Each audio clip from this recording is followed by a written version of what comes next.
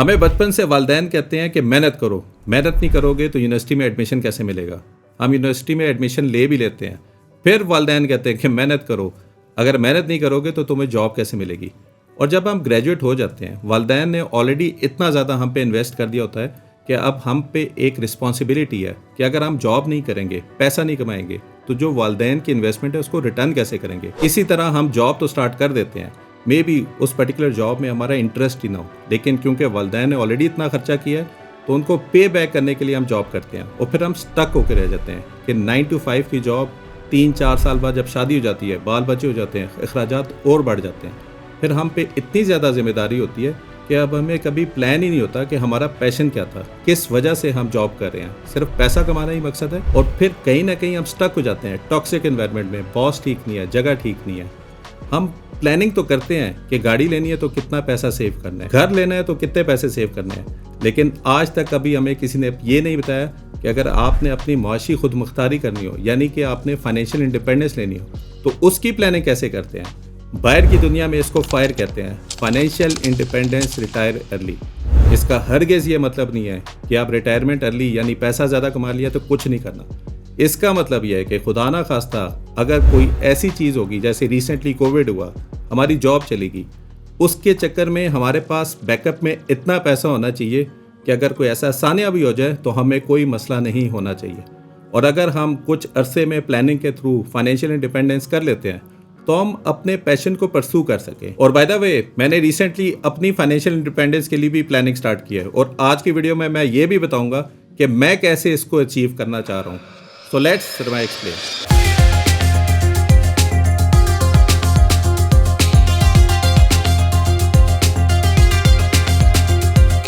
अगर आपने financial independence achieve करनी है तो सबसे इंपॉर्टेंट कॉन्सेप्ट जिसकी आपको अगर समझ आ गई तो आपके लिए बड़ा आसान हो जाएगा उसको अचीव करना, और वो है कंपाउंडिंग।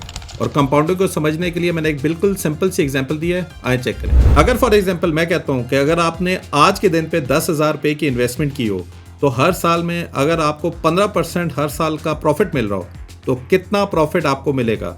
तो पहले साल की आपकी इन्वेस्टमेंट कितनी है, 10,000 रुपया, 15% का प्रॉफिट कितना बनता है, 1,500 रुपया, तो आपकी टोटल रिटर्न कितने बनेंगे, 11,500। अब जो आपकी अगले साल की इन्वेस्टमेंट होगी वो 10,000 नहीं होगी, अब वो होगी 11,500। इसका मतलब है कि आपको कंपाउंडेड रिटर्न मिलेगा दूसरे साल के एंड पे, जहाँ पे पहले साल सिर्फ आपको 1,500 का रिटर्न मिलेगा, दूसरे साल आपको 1,725 का रिटर्न मिलेगा। इसी तरह अगर आप 5वें साल में जाएंगे तो आपका टोटल रिटर्न तकरीबन 20,000 रुपया है, यानी कि आपने पैसे डबल कर दिए सिर्फ उस एसेट क्लास में जहाँ पे आपको 15% का प्रॉफिट मिल रहा है। पहले साल में आपको 1,500 रुपये का प्रॉफिट मिला था और आपने कोई पैसे नहीं डाले, और वही प्रॉफिट आखिरी साल में 2,600 रुपये का बन जाएगा। अब यहाँ तो ये चीज़ समझ आ गई कि सिर्फ पैसा इन्वेस्टेड रहने की वजह से आपके पैसे ही डबल हो गए, सिर्फ 15% के पर एनम के रिटर्न के ऊपर। अगर मैं अब आपसे ये कहूँ कि यही 10,000 रुपये आप पर मंथ करते रहें तो आपको कितना प्रॉफिट होगा 15% के ऊपर, तो आए देखते हैं। तो अगर आप पहले साल के अंदर 10,000 रुपया पर मंथ करें, 1,20,000 की इन्वेस्टमेंट पे आपकी टोटल प्रॉफिट जो कि 15% है, तो टोटल आपका रिटर्न कितना हो जाएगा आपका आफ्टर प्रॉफिट, 1,38,000। और अगले साल अगेन आपने 1,20,000 और इन्वेस्ट किए प्लस 1,38,000 पिछले साल का भी आप ऐड कर दें, तो अब आपके कितने पैसे बनेंगे, 2,96,000। इसी तरह 20वें साल के अंदर तकरीबन आपका जो प्रॉफिट सिर्फ 10,000 रुपया महीने का इन्वेस्ट करने का आपका टोटल रिटर्न तकरीबन 1,40,00,000 रुपया बन जाएगा। तो इसका मतलब है कि अगर आप एक एसेट क्लास जिसमें आपको सालाना 15% का रिटर्न मिल रहा है, अगर आप कंसिस्टेंटली उस पर्टिकुलर एसेट क्लास में इन्वेस्ट करते रहें तो आप करोड़ों रुपए कमा सकते हैं 20 से 30 साल के अंदर।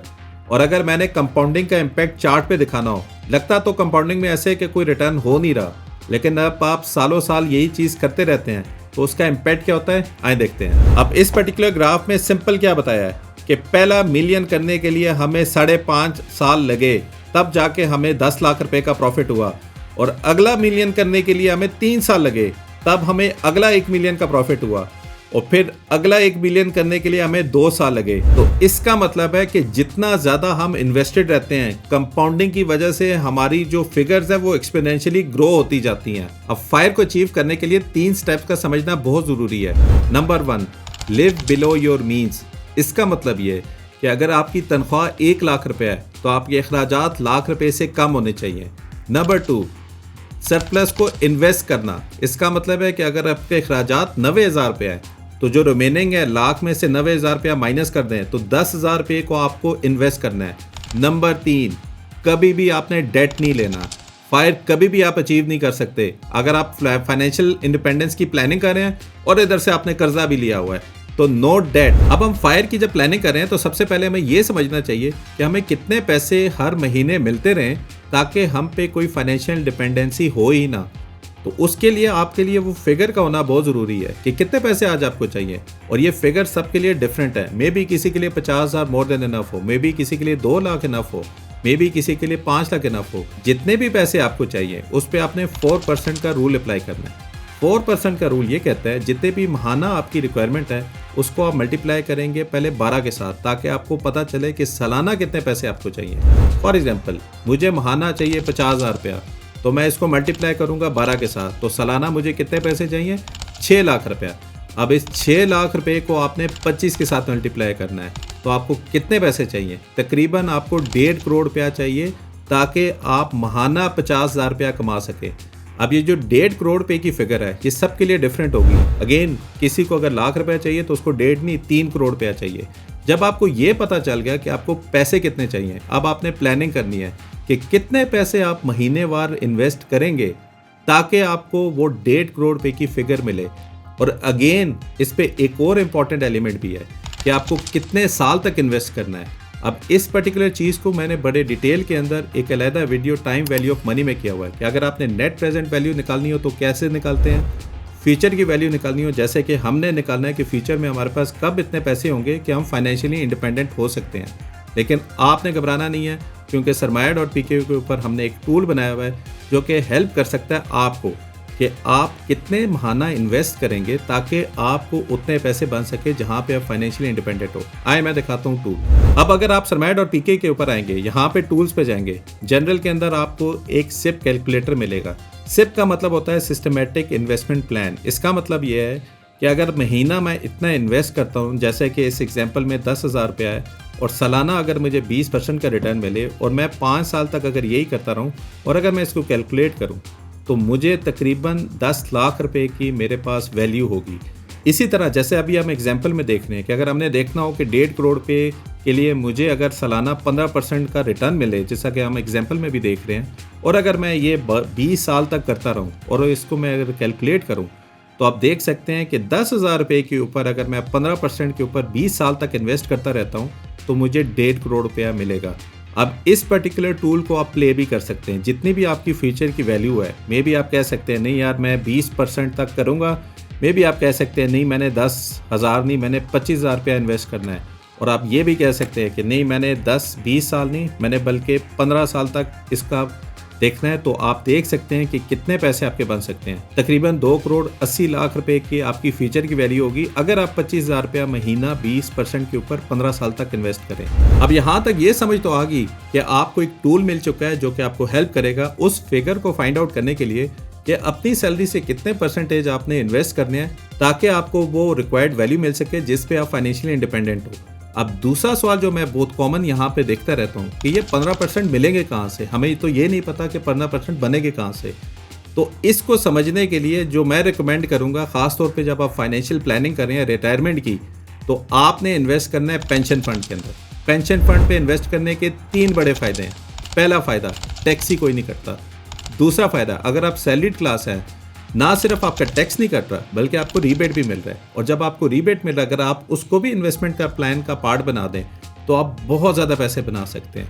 और तीसरा बड़ा फ़ायदा कि जब आप पेंशन फंड में इन्वेस्ट करके आप रिटायरमेंट की एज पे आते हैं तो 50% ऑफ वैल्यू के ऊपर कोई टैक्स ही नहीं है। और इसका मतलब हरगिज़ ये नहीं है कि आप 60 साल पर ही ये पैसे विड्रॉ कर सकते हैं।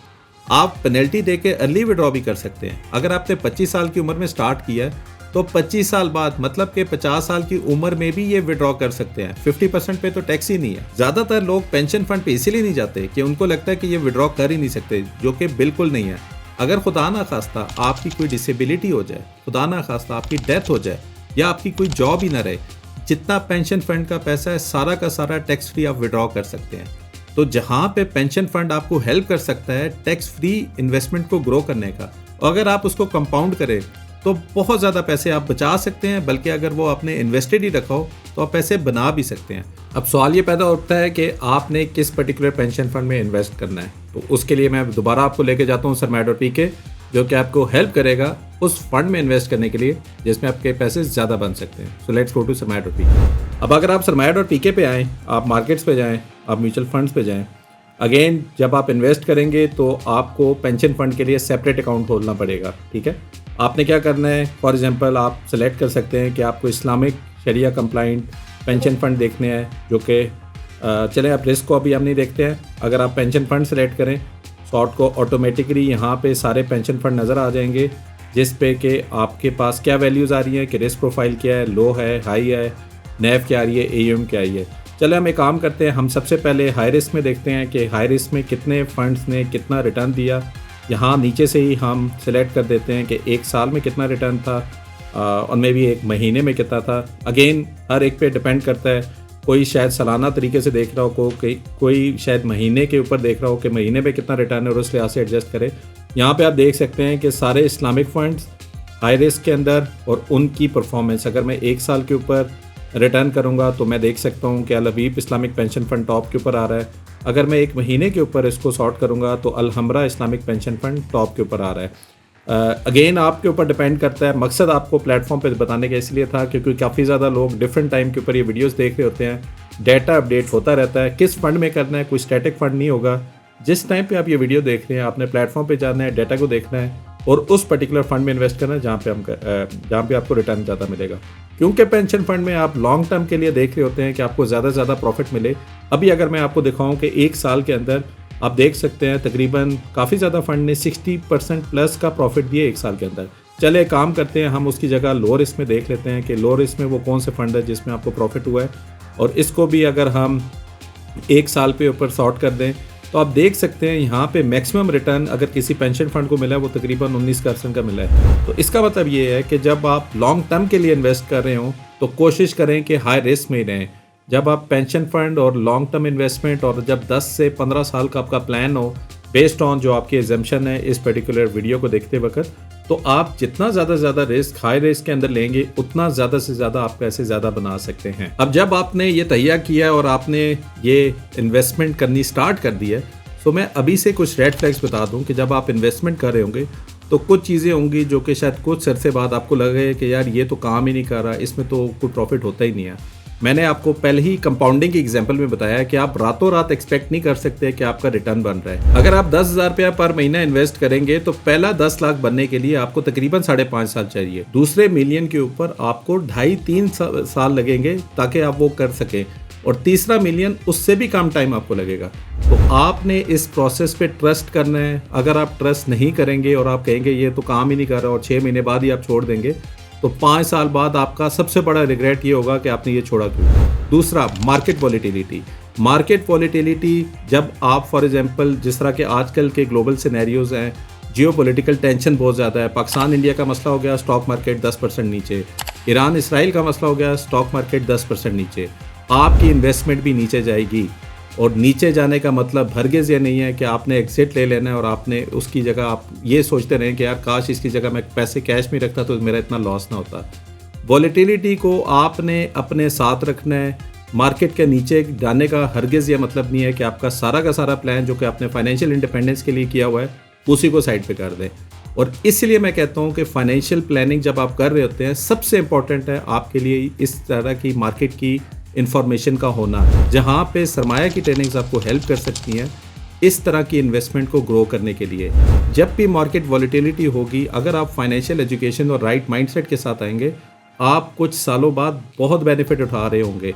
इस वीडियो का मकसद ये था कि जहाँ पे इतनी ज़्यादा फाइनेंशियल ऑब्लिगेशन है और कहीं ना कहीं हम किसी रीज़न की वजह से एक जॉब में स्टक हैं, हम किस तरह फाइनेंशियल प्लानिंग के थ्रू इस पर्टिकुलर जॉब से निकल सकते हैं या हम अपने पैशन को परस्यू कर सकते हैं। मे बी आप ट्रैवलिंग के लिए कहीं बाहर चले जाएं, तो प्लीज़ फाइनेंशियल एजुकेशन पे बहुत फोकस करें। ये फाइनेंशियल इंडिपेंडेंस बड़ा इजी हो जाता है अगर आपको समझ भी आ जाए जो आप कर रहे हैं उसका एक्चुअली नीचे जाने से आपको अपॉर्चुनिटी ज़्यादा मिल रही है, आपको लॉस नहीं हो रहा। लोग ज़्यादातर लॉस मेकिंग नहीं समझते हैं और उसको अपॉर्चुनिटी नहीं समझते। अब ये जो फाइनेंशियल इंडिपेंडेंस है, मुझे भी पिछले साल ही समझ आई कि यार हमें तो फाइनेंशियल इंडिपेंडेंस के लिए प्लान करना चाहिए, और मैंने भी लास्ट ईयर ही स्टार्ट किया और इतना कोई टाइम नहीं हुआ, अभी सिर्फ 1 साल हुआ जब मैंने अप्लाई किया, और मैंने भी पेंशन फंड को ही सिलेक्ट किया अपनी इन्वेस्टमेंट को ग्रो करने के लिए।